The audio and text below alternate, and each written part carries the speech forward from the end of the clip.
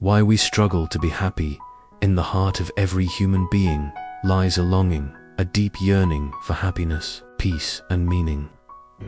In the United States, where people enjoy freedom, education, and access to wealth and technology, many still feel restless and unfulfilled.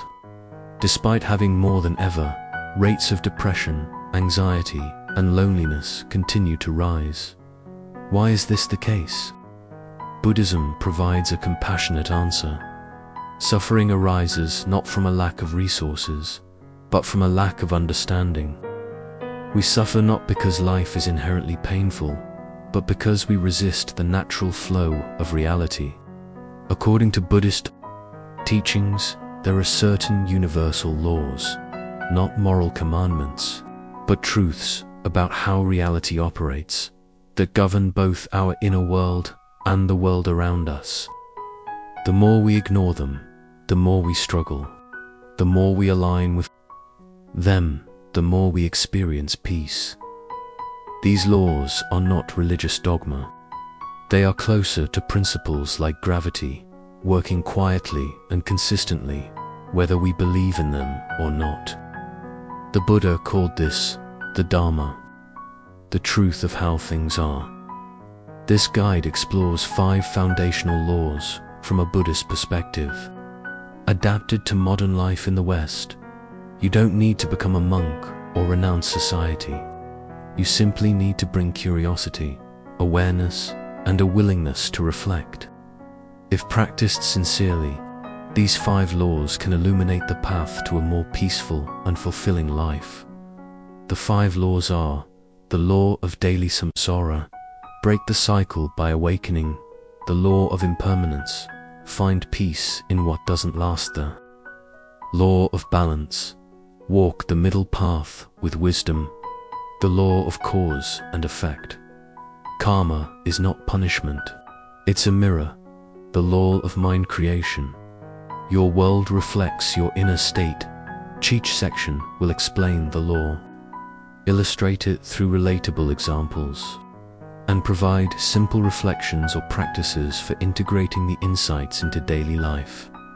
Before diving in, it's important to clarify what Buddhism means by happiness.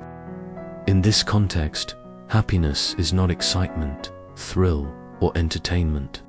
It is inner peace, a state of calm awareness, unshaken by life's ups and downs.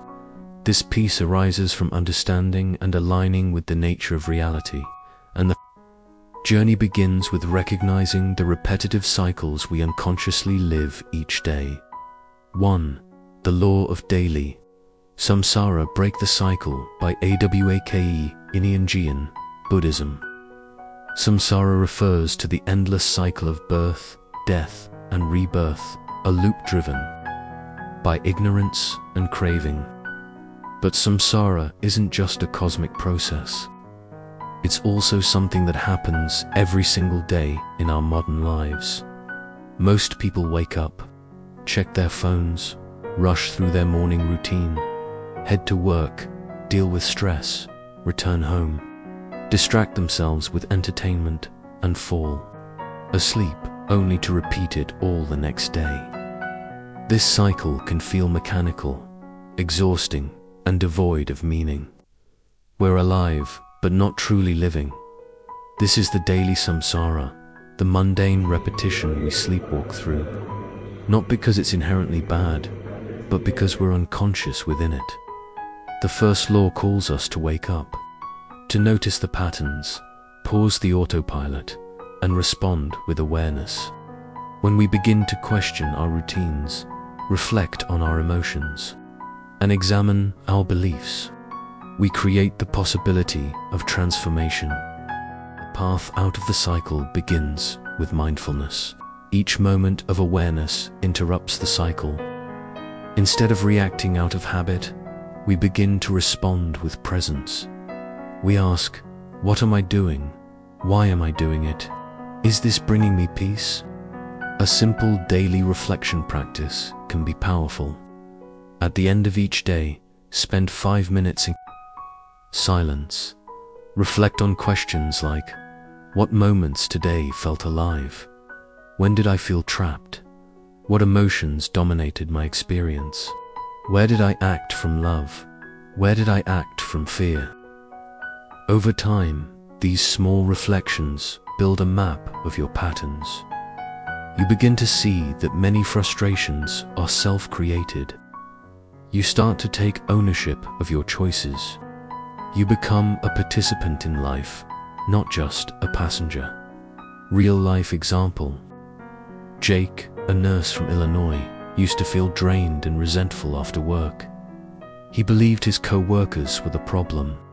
But when he began journaling nightly, he noticed his inner critic was harsh and unforgiving. He held himself to impossible standards and projected those expectations onto others. With this insight, he softened. He started offering kindness to himself and soon to others. The environment didn't change, he did. Practice tip each night. Sit quietly and replay your day in reverse. Notice emotional spikes. Notice where you went unconscious. Don't judge, just observe. This is the start of freedom. 2. The law of impermanence. Find peace in what doesn't. Last. Called anicca in Pali, is one of the core teachings of Buddhism. Everything that arises will pass away.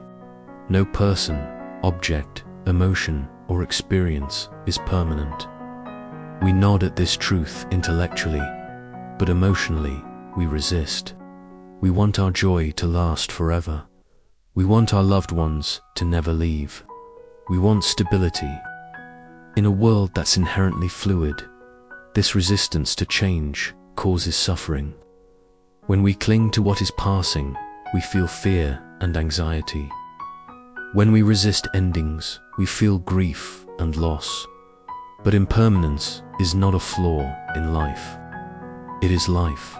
Without change, growth would be impossible. Without death, birth would be meaningless. Impermanence allows beauty to be appreciated. It reminds us to cherish the moment. Think of the seasons. Each has its gifts and its hardships. None tries to last forever.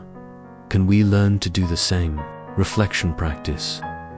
Next time you enjoy something, a meal, a hug, a moment of laughter, pause and whisper, "This too will pass." Let it deepen your appreciation, and when you're in pain, say the same words, "This too will pass." Let it soften your resistance. Real life example. Maria, a retired teacher, lost her husband unexpectedly. She was paralyzed by grief. But through a Buddhist support group, she learned to view her emotions as waves, rising and falling, but not fixed. She began gardening and volunteering. The grief didn't vanish, but it changed form. It became tenderness, and she found room to smile again. 3. The law of balance.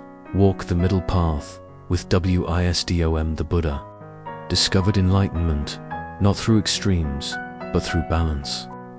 After years of self-denial and indulgence, he realized the middle path, a way of living that honors both discipline and joy, was the key in our fast-paced world.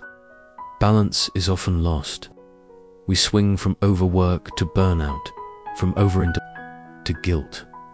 Balance means returning to center, listening to the body, noticing when we've gone too far in any direction. It means working hard without losing rest, loving others without abandoning self, enjoying life without becoming attached. Real life example. Emily, a business owner, drove herself relentlessly. She associated rest with laziness. Meditation helped her notice the voice of fear beneath her ambition. As she softened, she didn't become less effective. She became wiser. She worked smarter, loved deeper, and felt more alive. Reflection. Practice. At the end of your day, ask, where did I push too hard? Where did I avoid effort? Notice the extremes. Move gently toward balance tomorrow. 4. The law of cause and effect. Karma is not punishment. It's a misro. Our karma is often misunderstood. It's not fate, it's not punishment. It's the law of cause and effect. Every thought, word, and deed plants a seed, and those seeds grow into your experience. Plant anger, and you harvest tension. Plant compassion, and you reap connection. It's not magic. It's mindfulness in motion.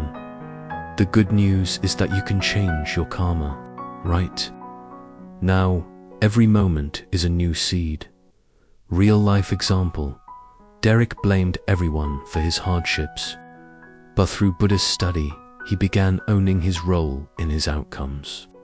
He started small, pausing before speaking, listening instead of reacting. Gradually, his world softened. His relationships healed. Karma wasn't punishing him, it was teaching him. Reflection, practice. Before acting, ask, what seed am I planting?